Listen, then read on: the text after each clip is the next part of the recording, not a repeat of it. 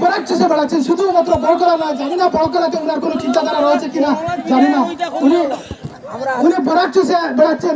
ওনাকে সর্বপ্রথম আমি দেখেছিলাম 2019 সালে, যখন আমি আসাম ইউনিভার্সিটিতে আইন নিয়ে পড়াশোনা করছিলাম। তখন শিলচর ডিআইটি অফিসে, জেলা পরিষদ অফিসে একদিন শ্রীমতী ফরিদা পারভিন লস্কর মহাশয়ের সাথে আমার দেখা হয়েছিল।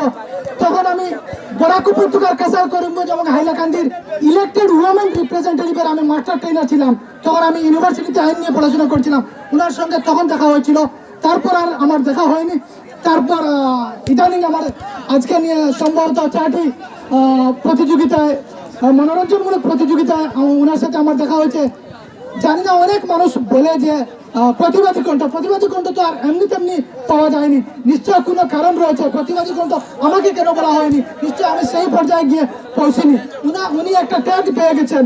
আগে বলা হতো সুস্মিতা দেব মহাশয়কে প্রতিবাদী কণ্ঠ, এখন শ্রীমতী ফরিদা পারভিন লস্কর মহাশয়কে প্রতিবাদী কণ্ঠ বলা হয়। আমি তার জন্য আপনাদের সবার কাছে একটা জোরদার হাততালি দিয়ে ওনাকে সম্মান জানানোর জন্য আমি অনুরোধ করছি।